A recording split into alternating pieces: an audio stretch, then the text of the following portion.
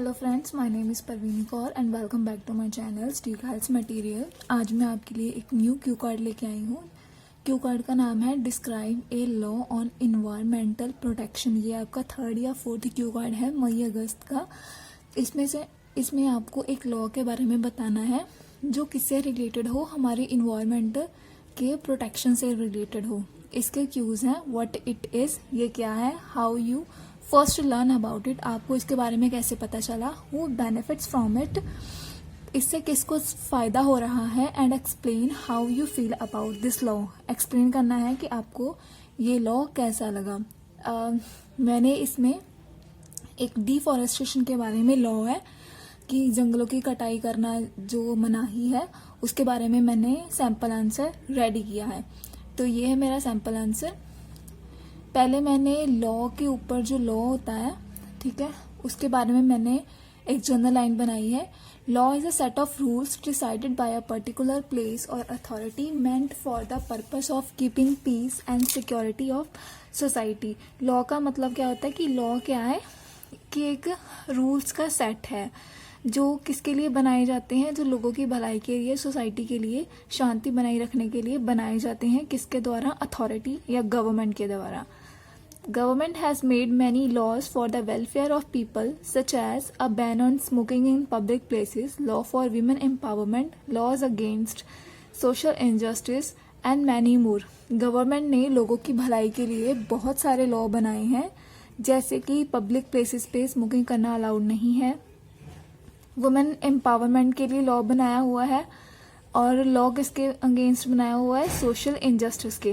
और बहुत सारे लॉ किसने बनाए हैं? गवर्नमेंट ने। किसके लिए? लोगों की भलाई के लिए।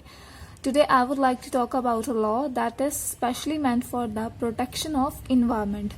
आज जो है वो मैं एक लॉ के बारे में आपको बताने जा रही हूँ जो किसके रिलेटेड है? इन्वायरमेंट की प्रोटेक्शन के रिलेटेड है। इस लॉ का नाम क्या है? The forest conservation act. मतलब कि जो फॉरेस्ट की साम संभाल होती है वो एक्ट बनाया हुआ है। Was enacted by parliament of India in 1980। ये कब बनाया गया था लॉ? 1980 में। To control deforestation of forest area in India.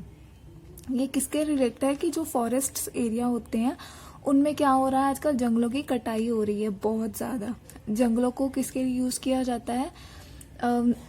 Non forest purpose के लिए, मीन्स कि बिजनेस जो है, बिल्डिंग्स बनाने के लिए, रेजिडेंशियल बिल्डिंग बनाने के लिए।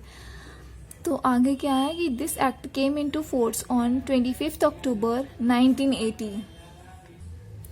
ये जो लॉ है ये फोर्स में कब आया था? 25 October and 1980। It has 5 sections that explain different rules, restrictions and penalties related to forests. ये लॉ है जो फोर्स में कब आया था, मीन्स कब इसको लागू किया गया था? 25 अक्टूबर 1980 को। इसके कितने सेक्शंस हैं? 5 सेक्शंस हैं जो कि क्या एक्सप्लेन करते हैं कि डिफरेंट रूल्स, रेगुलेशंस एंड अगर जो इन रूल्स की पालना नहीं करता है उसकी पेनाल्टीज, उससे रिलेटेड है ये 5 sections. I first learned about this law for a few years ago when I was finding the information about the laws made for environmental protection to complete my college assignment. मुझे इसके बारे में कब पता चला? A few years ago, जब मैं क्या कर रही थी, अपनी असाइनमेंट को, कॉलेज की असाइनमेंट को पूरा करने के लिए लॉज के बारे में इंफॉर्मेशन कलेक्ट कर रही थी। This act is not only beneficial for humans but also for other living creatures survival on earth planet because forest are useful for various purposes. अब ये क्या है कि ये किसके लिए बेनिफिशियल है? ये क्या है? ये एक्ट है जो सिर्फ ह्यूमंस के लिए बेनिफिशियल नहीं है बल्कि अदर लिविंग जो क्रीचर्स हैं उनकी सर्वाइवल के लिए ये बहुत ही ज़्यादा बेनिफिशियल है। बिकॉज उसके बाद फॉरेस्ट के फायदे बताए गए हैं। Forest are useful for various purposes such as providing wood and food, maintaining the ecosystem, water cycle of earth, ecological balance and so on. ये सारे forest के फायदे हैं। But there has been reduction in forest cover throughout the world which is raising concern. That is why this law is made. पर क्या है, जो forest में क्या हो रही है? रिडक्शन हो रही है थ्रू आउट द वर्ल्ड। सिर्फ इंडिया में ये प्रॉब्लम नहीं है बल्कि थ्रू आउट वर्ल्ड में ये प्रॉब्लम चल रही है, जो क्या कंसर्न रेज कर रही है? जो हमारी इकोसिस्टम को भी इम्बैलेंस कर सकती है।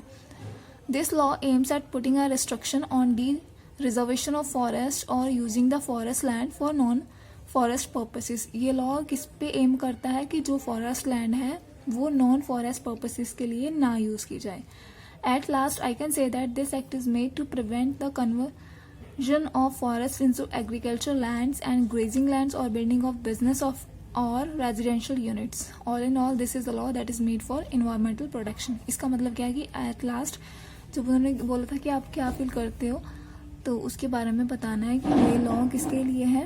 ये फॉरेस्ट लैंड को किसमें कन्वर्जन होने से बचाती है, एग्रीकल्चर लैंड से, ग्रेजिंग लैंड और बिल्डिंग ऑफ बिजनेस और रेजिडेंशियल यूनिट्स.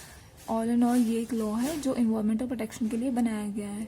तो ये रही आज की वीडियो. अगर आपको पसंद आई हो तो इसको लाइक और शेयर कर दीजिएगा.